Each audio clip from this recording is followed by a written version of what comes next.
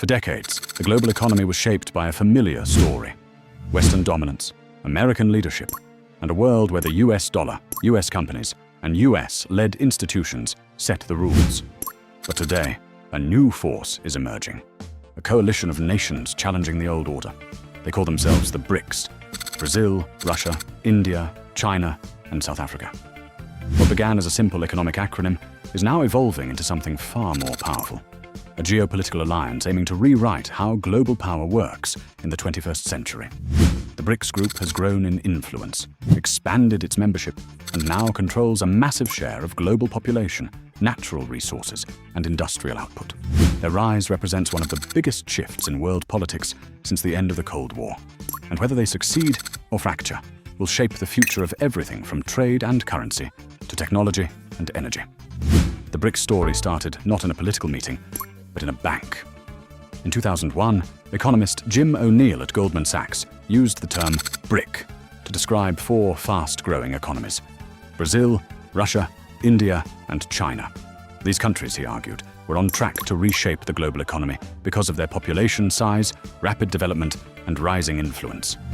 But what began as a financial label soon became a political project. Russia saw an opportunity to counter Western dominance. China saw a group it could shape into a global alternative. India saw a chance to elevate its standing. Brazil wanted leverage beyond the Americas. And in 2010, South Africa joined to represent the African continent. By then, the BRICS had transformed from a banker's acronym into a real geopolitical coalition, one that wanted a bigger voice in global affairs. The BRICS were never about forming a new NATO or European Union. They are too different, too distant, and too politically incompatible for that. Instead, their mission is more subtle, but just as powerful. To build a world where no single superpower writes the rules. They want more influence in the IMF and World Bank. They want alternatives to US-controlled payment networks. They want trade currencies that don't rely on the American dollar. And they want development financing without Western political conditions. In 2014, the BRICS created their own development bank, headquartered in Shanghai. The new development bank funds infrastructure and green energy projects, an alternative to Western institutions that often impose strict political and economic guidelines. For the BRICS, this is about sovereignty, stability, and a shift toward a world that isn't unipolar, but multipolar. Together, the BRICS are massive.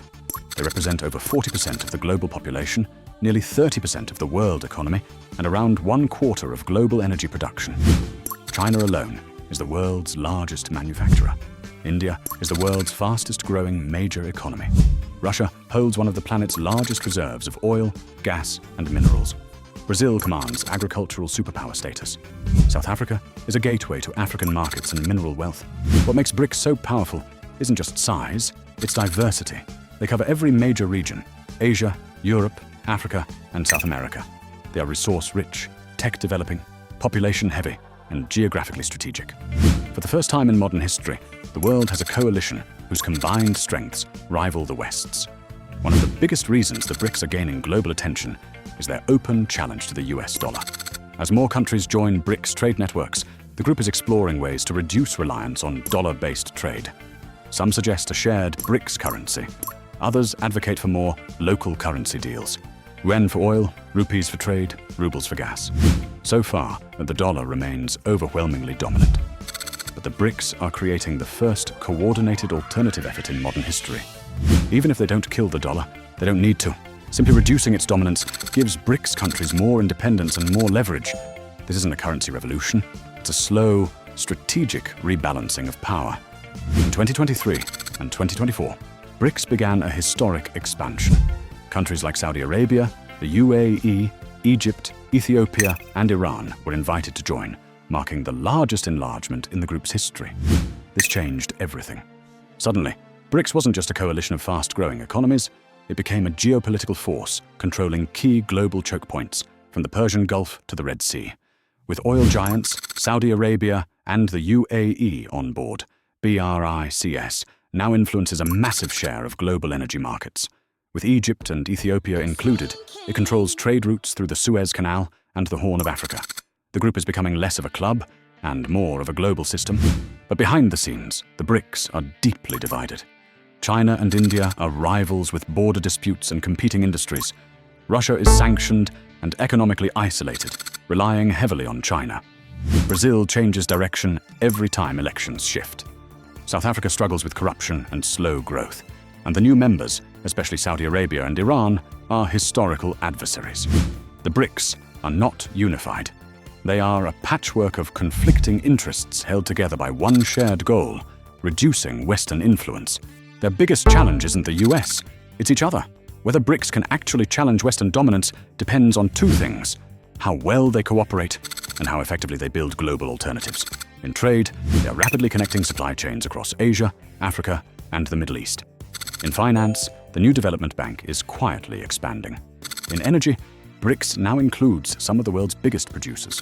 In technology, China and India are becoming central players, but they lack political unity, common values, and any shared system comparable to the EU or NATO.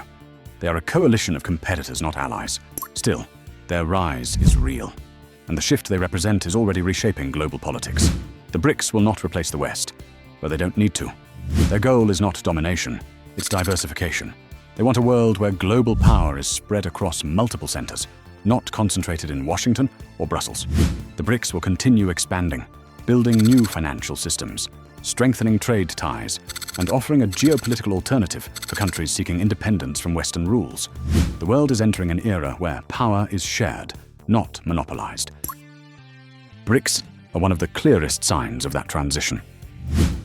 BRICS began as an economic forecast, became a political movement, and are now transforming into a global alliance.